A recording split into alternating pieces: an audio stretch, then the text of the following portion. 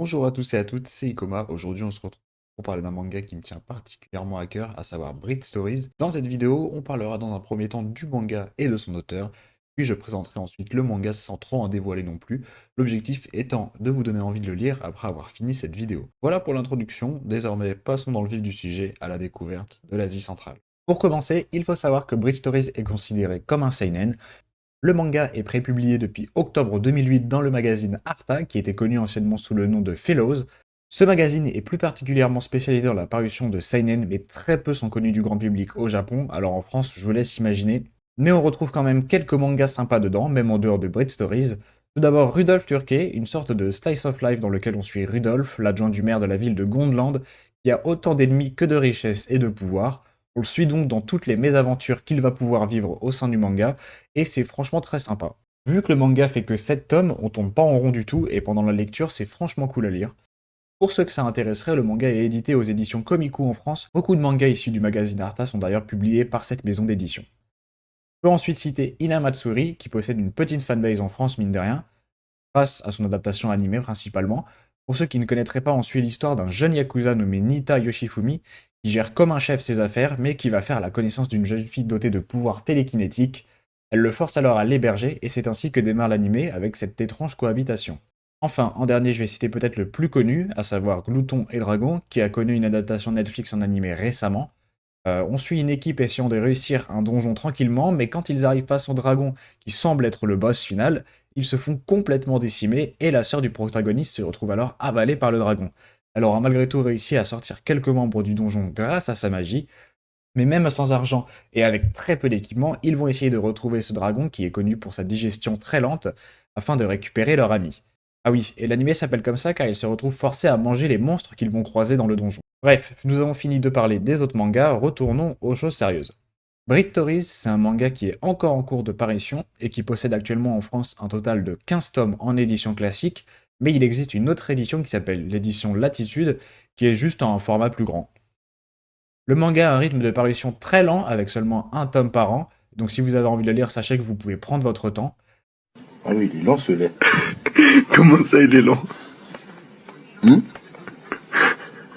D'habitude, ça va vite. Ce manga a par ailleurs remporté le prix Intergénération au Festival de la BD à Angoulême en 2012 et également le prix Manga Taicho en 2014.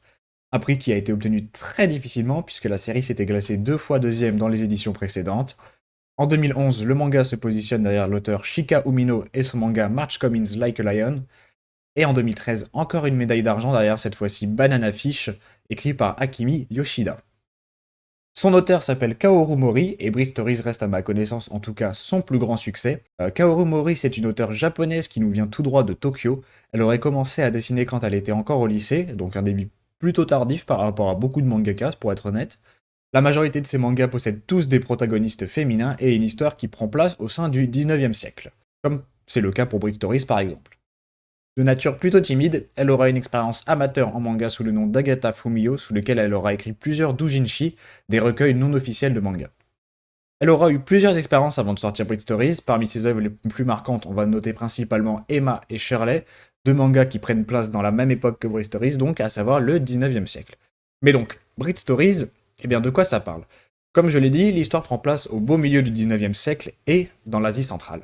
Je préciserai les pays un peu plus tard, étant donné qu'il faut que je pose quelques bases avant tout ça. Le titre anglais nous met déjà sur la voie, le manga traite des mariages. Breed Stories signifie littéralement histoire de mariés. Donc alors plongeons-nous dans ces récits de mariage. Dans un premier temps, on va suivre l'histoire d'Amir, une jeune femme âgée de 20 ans qui va voir sa vie être profondément bouleversée le jour où elle apprendra qu'elle va être mariée et envoyée auprès d'un clan voisin. Une fois arrivée là-bas, elle va y faire la rencontre de son futur époux, un jeune garçon du nom de Karluk, qui n'est âgé que de seulement 8 ans, créant ainsi une différence d'âge très considérable entre les deux mariés. Amir débarque donc dans un univers complètement différent. Habituée à chasser dans son ancien clan, elle va découvrir un tout autre mode de vie.